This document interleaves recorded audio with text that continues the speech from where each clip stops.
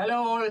അപ്പം ക്രിസ്മസ് ആണ് വരാൻ പോകുന്നത്. തണുപ്പാണ്. അപ്പൊ മൂടി പൊതിച്ച് കിടന്നുറങ്ങാനൊക്കെ ഭയങ്കര സുഖമായിരിക്കും. അപ്പൊ സമാധാനത്തോടെ നമുക്ക് ഉറങ്ങണമെങ്കിൽ അതിനു മുമ്പ് വലിയൊരു സംഭവം വരുന്നത് എന്താണ്? Christmas exam. ആ ക്രിസ്മസ് എക്സാം വളരെ മനോഹരമായിട്ട് എഴുതി കഴിഞ്ഞാൽ മാത്രമല്ലേ നമുക്ക് സുഖമായിട്ട് ഉറങ്ങാൻ കഴിയുള്ളൂ.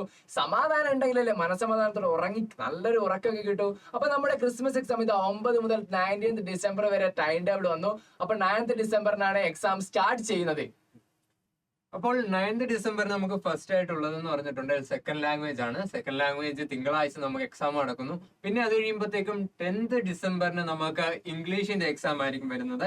ആദ്യം തന്നെ വരുന്നതെന്ന് പറഞ്ഞിട്ടുണ്ടെങ്കിൽ 2 ലാംഗ്വേജസ് കംപ്ലീറ്റ് ചെയ്ത് കഴിഞ്ഞിട്ടുണ്ട്. പിന്നെ 11th എക്സാം വരുന്നു. 11th ബിസിനസ് സ്റ്റഡീസ് ആയിരിക്കും നമുക്ക് എക്സാം വരുന്നത്. അതും വെനസ്ഡേ ആണ് നമുക്ക് എക്സാം വരുന്നത്. പിന്നെ തേഴ്സ്ഡേ 12th ഡിസംബറിന് നമുക്ക് മാത്തമാറ്റിക്സ് ഉണ്ട്. പിന്നെ അതിനുശേഷം വരുന്നത് എക്കണോമിക്സിന്റെ എക്സാം ആയിരിക്കും. എക്കണോമിക്സിന്റെ എക്സാം തൊട്ടടുത്ത ദിവസമായിരിക്കും വെള്ളിയാഴ്ച ആയിരിക്കും നമുക്ക് എക്കണോമിക്സിന്റെ എക്സാമും നടക്കുന്നത്. ഇതിനിടയിൽ ഒരു ഗ്യാപ്പ് നിന്ന് വരുന്നില്ല. തുടർച്ചയായിട്ട് മൺഡേ തുടങ്ങി ഫ്രൈഡേ വരെ ഗ്യാപ്പ് ഇല്ലാതെ എക്സാം ഇങ്ങനെ പോയിക്കൊണ്ട് നിൽക്കുകയാണല്ലേ.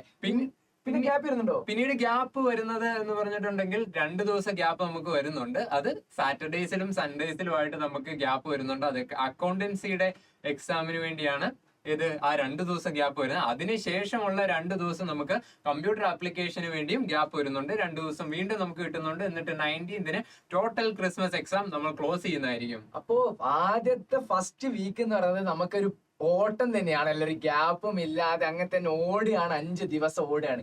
പിന്നെയാണ് നമുക്ക് ആ ഗ്യാപ്പ് 2 ദിവസം വരുന്നത്. പിന്നെ ഒരു 2 ദിവസം ഗ്യാപ്പ് ഉണ്ടല്ലേ. ഫസ്റ്റ് ഓടിച്ച് പിന്നെ റിലാക്സ് ചെയ്യിക്കാണ്. അപ്പൊ നമുക്ക് പഠിക്കാൻ ഇനി എന്നൊക്കെ അധികം ഡേയ്സും കാര്യങ്ങളൊന്നും ഇല്ല. അതുപോലെ തന്നെ ടൈറ്റ് ഷെഡ്യൂൾ ആണ്. തുടർച്ചയായിട്ടാണ് എക്സാം. അപ്പൊ നമുക്ക് പഠിക്കാൻ ഒരു പ്ലാറ്റ്ഫോമും കാര്യങ്ങളൊക്കെ വേണമല്ലോ. അതെ, ഉറപ്പായിട്ടും നമുക്കൊരു പ്ലാറ്റ്ഫോം വേണം. അതേപോലെ നമ്മൾ റിവൈസ് ചെയ്യണം. ഇങ്ങനെ ഒരു ടൈറ്റ് ഷെഡ്യൂൾ ഉണ്ടായിരിക്കുന്ന ടൈമിൽ ഏതായാലും നമ്മുടെ പിള്ളേർക്ക് എന്താണ് വേണ്ടത്? നല്ല രീതിക്ക് ഒരു റിവൈസിംഗ് പ്ലാൻ മസ്റ്റ് ആയിട്ടും വേണം. അപ്പൊ ട്രിപ്പിൾ ആയി എന്താക്കുന്നുണ്ട്? ലൈവ് സെക്ഷൻ കൊടുക്കുന്നുണ്ടല്ലോ. November 16th മുതൽ ഓൾറെഡി നമ്മൾ സ്റ്റാർട്ട് ചെയ്തു. സെക്കൻഡ് ടേമിന് എക്സാമിന് ആവശ്യമുള്ള ഇമ്പോർട്ടന്റ് ടോപ്പിക്സിൽ വെച്ചിട്ട് തന്നെയാണ് നമ്മൾ ആ റിവിഷൻ തുടങ്ങിയത്. എല്ലാ വീക്കെൻഡ്സിലും നമുക്ക് എന്തുണ്ട് 6 PM മുതൽ ഈ റിവിഷൻ ക്ലാസ് അവൈലബിൾ ആണ്.